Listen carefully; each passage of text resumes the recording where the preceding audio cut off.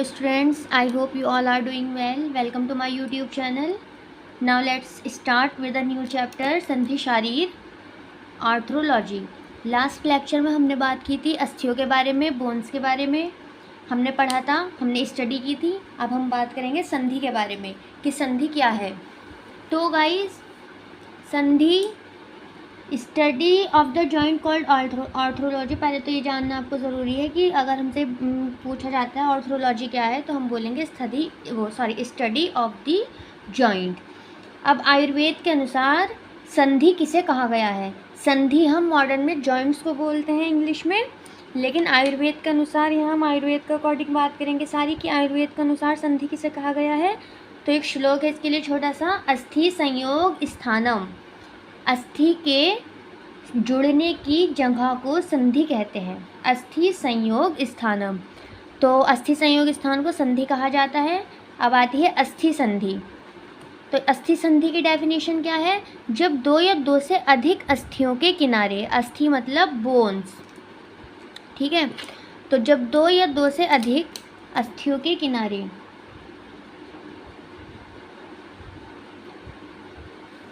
आपस में मिलते हैं, उस मेल या उस संगम को अस्थि कहते हैं। संगम मतलब जुड़ना। अब गाइस, एक हेडिंग हमारी आती है संधियों की विविधता। जैसे मान लीजिए दो अस्थियां आपस में जुड़ रही हैं, तो सिर्फ अस्थियां ही नहीं जुड़ती, कहीं कहीं ऐसा होता है कि मसल्स भी आपस में जुड़ती हैं या वेन्स भी आपस में जुड़ती हैं। तो ये संधि वर्ड की विविधता है बेसिकली। ये संधि जो वर्ड जॉइंट्स, तो जॉइंट्स एक चीज़ के लिए स्पेसिफिक नहीं है, लेकिन बल्कि वो बहुत सारी अलग अलग चीज़ों के लिए भी यूज़ हो सकता है। तो क्या विविधता है कि शरीर में एक समान वस्तुओं के मेल को संधि कहते हैं। जहाँ पर भी दो एक जैसी वस्तुएं जुड़ेंगी, एक जैसी चीज़ें जुड़ेंगी, उसको संधि कहते हैं, संधि या जॉइंट्स कहते हैं। जैसे फॉर एग्ज़ाम्पल पहला आता है अस्थि संधि, मतलब जब दो अस्थियां आपस में जुड़ेंगी, ठीक है, तो इसे हम क्या कहेंगे? अस्थि संधि। शिरा संधि मतलब जब दो वेन्स आपस में जुड़ेंगी, एक वेन और एक ऐसे जुड़ गए, तो ये जो मान लीजिए नंबर 1 वेन, नंबर 2, ये जो जुड़ी, तो इसको हम कहेंगे शिरा संधि। उसके बाद आ जाती है पेशी संधियाँ, जिसको हम इंग्लिश में बोल सकते हैं मसल जॉइंट, जहाँ दो पेशियाँ जुड़े। तो बेसिकली जब शरीर में एक समान दो वस्तुएं जुड़ती हैं, तो उस स्थान को हम क्या कहते हैं? जॉइंट्स, या हिंदी में संधि हम उसे कहते हैं। अब नेक्स्ट हेडिंग हमारी आती है संधियों की संख्या, जो कि बहुत इम्पॉर्टेंट है। तो आचार्य सुश्रुत के अनुसार सबसे पहले बात करेंगे संधियों की संख्या के बारे में। तो आचार्य सुश्रुत के अनुसार संधियों की जो संख्या बताई गई है वो है 210। कैसे डिवाइड किया है? चारों शाखाओं में, 4 शाखाएं, 2 अपर लिम्ब, 2 लोअर लिम्ब। जो चारों शाखाओं में जो नंबर है वो है 17। एक शाखा में, पहले एक शाखा की बात करें, एक में 17 इंटू 4 कर देंगे, क्योंकि हम चारों शाखाओं की बात कर रहे हैं, तो कितना हुआ? 68। मध्य शरीर मतलब हमारी सेंट्रल बॉडी में 59 मसल्स हैं, जॉइंट्स हैं, और सिर और ग्रीवा में जो हमारे जॉइंट्स का नंबर है वो है 83। तो इस तरह ये सब जोड़कर टोटल जो नंबर बनकर आता है वो है 210। अब बात करते हैं संधियों के प्रकार की। तो संधि या जॉइंट्स दो प्रकार के होते हैं, आप सबको पता है। एक तो वो होते हैं जो मूवमेंट होता है जिन्हें हम मूवेबल बोलते हैं। दूसरे होते हैं जिनमें मूवमेंट्स नहीं होता, जिसे हम इमूवेबल या स्थिर जॉइंट बोलते हैं। तो फर्स्ट ऑफ ऑल चल संधि या मूवेबल जॉइंट। तो जिन संधियों में गति हो सकती है वह संधि चल संधियाँ कहलाती हैं। एग्जाम्पल, शाखाएं, हमारे हाथ पैर अच्छे से मूवमेंट कर सकते हैं, तो इन्हें हम बोलेंगे चल संधि। दूसरी मैंडिबल मतलब हमारी जो जॉ बोन होती है, जबड़े की निचली वाली बोन, ठीक है, आप उसको मूवमेंट करा के देखो, ऊपर वाली बोन होती है मैग्जिला, नीचे वाली होती है मैंडिबल। मैग्जिला को आप चाहे भी तो मूवमेंट नहीं करा सकते, क्यों? क्योंकि वो अचल संधियों में आती है या स्थिर संधियों में। लेकिन जो मैंडिबल बोन होती है उसमें मूवमेंट हो सकता है। उसके बाद आती है हमारी शोल्डर जॉइंट और नी जॉइंट, ठीक है, तो इन सब में क्या है? मूवमेंट हो सकता है। तो इसलिए किस में आ गई? मूवेबल जॉइंट्स में। Second one is immovable joint, जिनमें गति नहीं हो सकती। एग्जाम्पल आप सबके सामने क्रिस्टल क्लियर है, स्कल बोन्स। स्कल बोन्स में मूवमेंट नहीं होता, ठीक है। अब आते हैं संधियों के अष्टविध भेद। तो इसके लिए अगर आप ये श्लोक याद कर लेंगे तो आपको फिर बहुत इजीली ये सब याद हो जाएंगे कि क्या क्या अष्टविध भेद हैं, कि कौन कौन से 8 प्रकार की अस्थियाँ हैं, संधियाँ हैं। तो कोरोदुखल, सामुदगः, प्रतर, तुन्नसेवनी, काकतुंड, मंडलम च शंखावर्त, तो अष्ट संधि है। मतलब रचना की दृष्टि से, कार्य और स्थान भेद की दृष्टि से आयुर्वेद में इन अस्थि संधानों के 8 प्रकार बताए गए हैं, ठीक है। आयुर्वेद में कितने प्रकार बताए गए हैं? 8। सबसे पहले कोर, ठीक है, कोर हो गया। सेकंड वन आ गया है उदुखल, उदुखलन, ठीक है, उलूखन। थर्ड है सामुदगः, ठीक है, प्रतर, तुन्नसेवनी,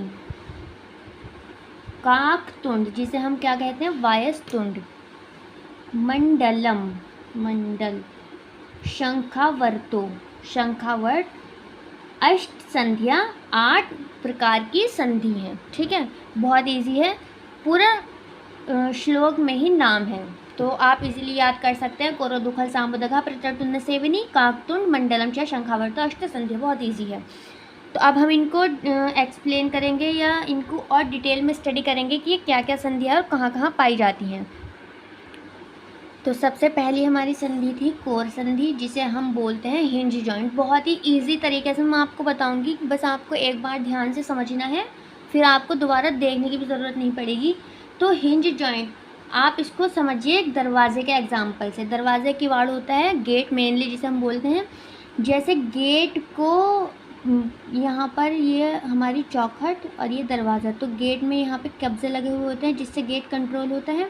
तो ये कब्जे का क्या काम होता है, एक तरफ मूवमेंट अलाउ करता है, ठीक है, और दूसरी तरफ कोई मूवमेंट अलाउ नहीं होता। तो जैसे हम गेट ऐसे बंद करेंगे, ठीक है, और ऐसे खोलेंगे, तो ये एक हद हो गई कि ये जो कब्जे हैं इन्होंने मूवमेंट अलाउ तो किया है लेकिन एक लिमिट के अकॉर्डिंग अलाउ किया है, तो उसे हम बोलेंगे हिंज जॉइंट। और हिंज जॉइंट कहाँ कहाँ पाए जाएंगे, हमारे इंटरफेलेंजियल जॉइंट हमारी फेलेंजीज में, रिस्ट जॉइंट हमारी कलाई में, एंकल जॉइंट हमारी एड़ी में, नी जॉइंट हमारे घुटने में, ठीक है। यहाँ आएगा एल्बो जॉइंट।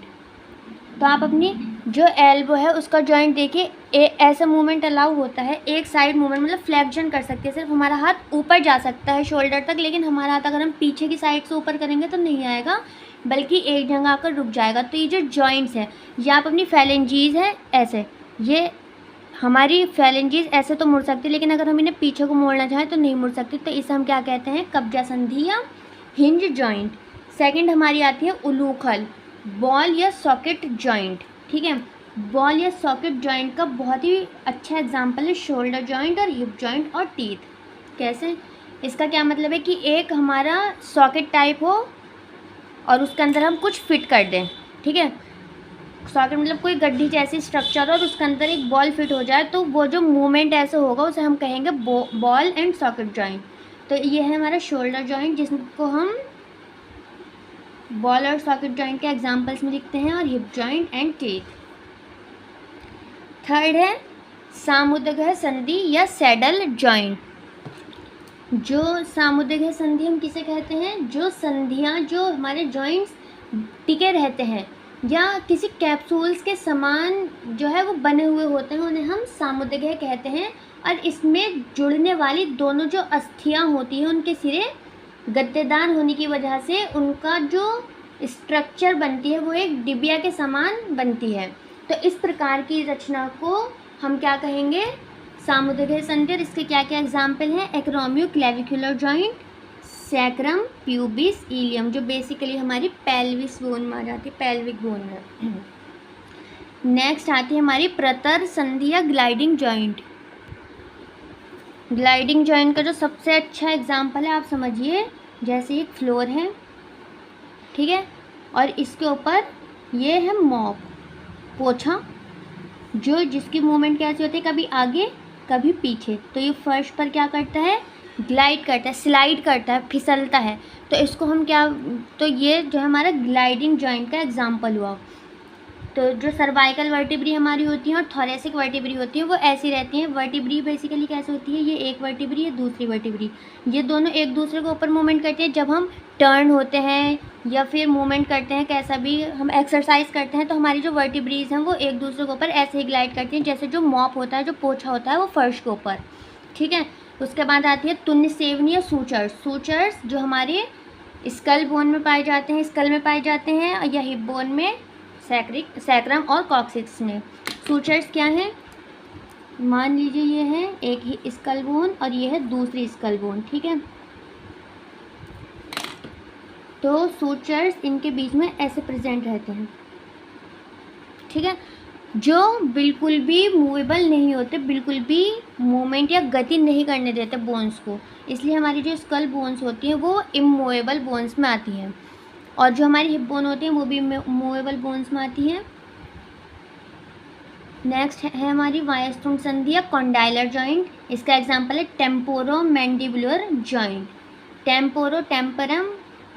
टेम्पेरल वो होती है हमारी स्कल बोन में आती है, और मैंडिबल हमारी जॉ बोन होती है। तो इन दोनों का जो जॉइंट होता है, ये जो टेम्पेरल बोन और हमारी मैंडिबल बोन होती है, ये जुड़कर यहाँ एक कोए के चोंच की समान जो है स्ट्रक्चर बनाती है, या वायस्तुंड हमने इसे आयुर्वेद में नाम दिया है।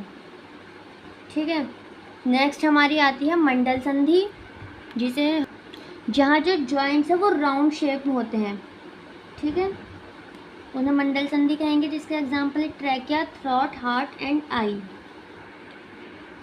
लास्ट हमारी शंखावृत संधि। देखो इसके नाम से ही इसमें इसका आंसर है।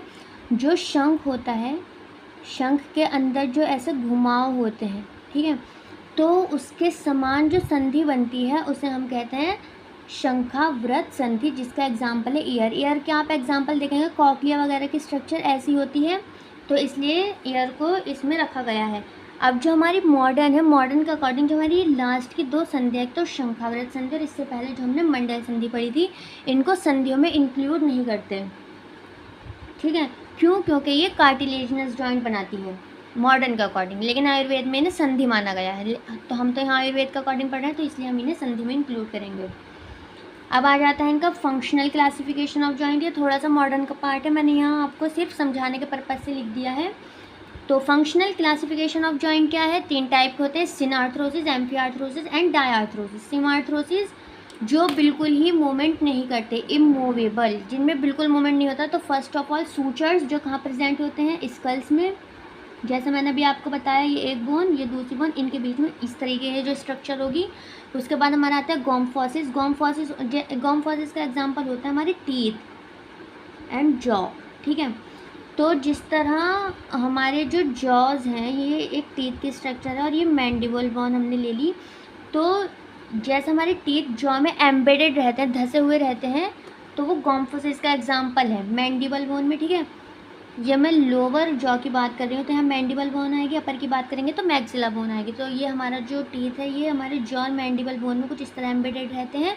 तो बिल्कुल भी मूवमेंट जो है टीथ्स को अलाउ नहीं होती है, हमारे जो टीथ है बिल्कुल भी मूवमेंट नहीं करते। तो ये इसका किसका एग्जाम्पल है, सिनआर्थरोसिस में गोम्फोसिस का। ठीक है। Third one is syndesmosis. Syndesmosis में जो है बहुत ही माइन्यूट, बहुत ही लिटिल मूवमेंट होता है। इसका एग्जाम्पल आता है टीबिया एंड फिबुला, मतलब एक होता ही नहीं, नेग्लिजिबल ही है। उसके बाद आती है एम्फीआर्थरोसिस, जो स्लाइटली मूवेबल होती है, थोड़ा बहुत उनमें मूवमेंट हो जाता है। फर्स्ट एग्जांपल है सिनकॉन्ड्रोसिस। सिनकॉन्ड्रोसिस मतलब जैसे मान लो हमारी कोई एक लॉन्ग बोन होती है, उसमें यहाँ एपिफिजियल लाइन प्रेजेंट होती है, जो कि चाइल्ड की ग्रोइंग एज में तो होती है, लेकिन आगे चलकर वो फ्यूज़ हो जाती है, तो ये सिनकॉन्ड्रोसिस में आ जाता है। और सिम्फाइसिस, जिसका एग्जांपल हमारी वर्टिब्रीज, या जो दो वर्टिब्रा के बीच में जो डिस्क प्रेजेंट होती है, वर्टिब्रल डिस्क, जितना उनमें मूवमेंट होता है, बहुत ही लिटिल मूवमेंट, वो किसका एग्जांपल हमारा सिम्फाइसिस या एम्फीआर्थरोसिस जॉइंट्स हम उन्हें कहेंगे। डायआर्थरोसिस जो फ्रीली मूवेबल होते हैं, जो हमने अभी पढ़े हैं, ग्लाइडिंग मूवमेंट, जिसको मैंने आपका एग्जांपल देकर बताया था, पोछा और फर्श। हिंज जॉइंट, कब्जा संधि, हमारी एल्बो जॉइंट्स आप याद रखना, जैसे हमारी एल्बो बस एक ही तरफ मूव कर सकती है, दूसरी तरफ मूव नहीं कर सकती, तो वो किसका एग्जाम्पल है? Hinge joint, pivot joint, condyloid joint, saddle joint, ball and socket joint. Condyle joint जो हमारे रिब्स के कॉन्डाइल्स होते हैं उनके एजिस पे प्रेजेंट होते हैं, वहाँ पाया जाता है। सैडल जॉइंट हमारे थंब में पाया जाता है। बॉल एंड सॉकेट जॉइंट हमने बताया आपको शोल्डर या हिप बोन में हमारे पाया जाता है, जो एक socket and ball like structure, मतलब गड्ढा और उसमें कोई राउंड शेप चीज़ मूवमेंट करती है, वो होता है। अब संधियों के कार्य, तो बेसिकली जो संधियों के कार्य वो मूवमेंट कराने में हेल्प करती है। इन सबसे आपने समझ ही लिया होगा, लेकिन अकॉर्डिंग टू द मॉडर्न यहाँ पर कुछ वर्क दिए हुए हैं संधियों के, जो है flexion, extension, adduction, abduction, circumduction, medial rotation, lateral rotation, elevation, depression, supination and pronation. What is this? तो मैं इनको आपको थोड़ा थोड़ा एक्सप्लेन कर देती हूँ। What is flexion? फ्लेक्शन आप याद रखना हिंज जॉइंट से, ठीक है। जैसे when two surface are brought close to each other, जब दो सरफेस, ये जैसे ये ह्यूमन का हैंड है, ठीक है, ये एल्बो जॉइंट हो गया हमारा, ये हैंड वर्क। अगर ये हम इधर लेकर जाएंगे हाथ, ठीक है, आर्म की साइड रोटेट करेंगे ऐसे, तो ये क्या हुआ हमारा? फ्लेक्शन। और अगर ये हम बैकवर्ड रोटेट करेंगे, जो कि नहीं होगा रोटेट, तो इसे क्या कहेंगे हम? Extension. Flexion when two surface are brought close to each other, और extension when two surface away from each other, तो इसे हम कहेंगे एक्सटेंशन। अब नेक्स्ट हमारा आता है एडक्शन एंड एबडक्शन। तो what is adduction? When limbs is brought close to the body, जो हमारे लिम्स हैं, ये मान लो ये ह्यूमन बॉडी, जो इसके लिम्स, तो जब ये लिम्स लाए जाएंगे बॉडी के क्लोज में, तो इसे हम कहेंगे एडक्शन। और जब ये limbs away from the body ले जाए जाएंगे, तो इसे हम कहेंगे abduction. Circumduction, movement in a circle, ठीक है, movement in a circle, sir से याद रखना, movement in a circle. What is movement in a circle? Circumduction. फिर मीडियल रोटेशन आ जाता है। मीडियल रोटेशन क्या होता है? Turn towards mid line, turn towards mid line. अब ये मिड लाइन क्या होता है? ये ह्यूमन बॉडी प्लेन्स आपने पढ़ोगे, 3 टाइप्स के होते हैं, कौन कौन से? Mid sagittal plane, coronary plane and transverse plane, ठीक है। तो मिड सैजिटल प्लेन क्या होता है? व्हेन जब the body is divided right and left part, ठीक है। अब इसे हम क्या कहेंगे? Median line. तो मीडियल रोटेशन क्या होता है? क्या बताया था मैंने? Turning towards mid line. अगर मिड लाइन की तरफ हमारा रोटेशन है तो उसे कहेंगे मीडियल रोटेशन। और अगर रोटेशन मतलब ये हमारा हाथ है और ये मिड लाइन है, अगर ये रोटेशन हमारा बॉडी की साइड है, ठीक है, तो इसे हम क्या कहेंगे? Medial rotation. कैसे? जैसे हम हाथ ऐसे करेंगे, ऐसे फोल्ड करेंगे, ठीक है, ऐसे, तो मीडियल रोटेशन। और हाथ ऐसे करेंगे तो यह लेटरल रोटेशन। या अपने लोअर लिम्ब को ले लीजिए, जैसा हमारी जो लेग है वो अगर टर्न करेगा बॉडी की साइड तो मीडियल रोटेशन, और away from the body lateral rotation. Elevation, किसी भी चीज़ में उभार होना, जैसा हमारी बोन्स में, बोन्स हैं ये, तो ये जो पार्ट है हमारी बोन्स फ्लैट नहीं होती, कुछ ना कुछ उभार होते हैं, तो ये हम इसे कह सकते हैं एलिवेशन। और डिप्रेशन, कहीं गड्ढा होना। सुपिनेशन और प्रोनेशन क्या होता है? सुपिनेशन होता है जो हमारी पाम है टर्निंग अपवर्ड, जैसे बचपन में पिटाई होती थी कि हाथ दो, तो ये है पाम अपवर्ड, तो सुपिनेशन, और इसे कहेंगे प्रोनेशन। तो गाइस ये था आज का आपका लेक्चर। आई होप आपको समझ में आया हो। अगर आपको वीडियो अच्छी लगी हो तो वीडियो को लाइक कीजिएगा, चैनल को सब्सक्राइब कीजिएगा। मिलते हैं नेक्स्ट वीडियो में। Thank you.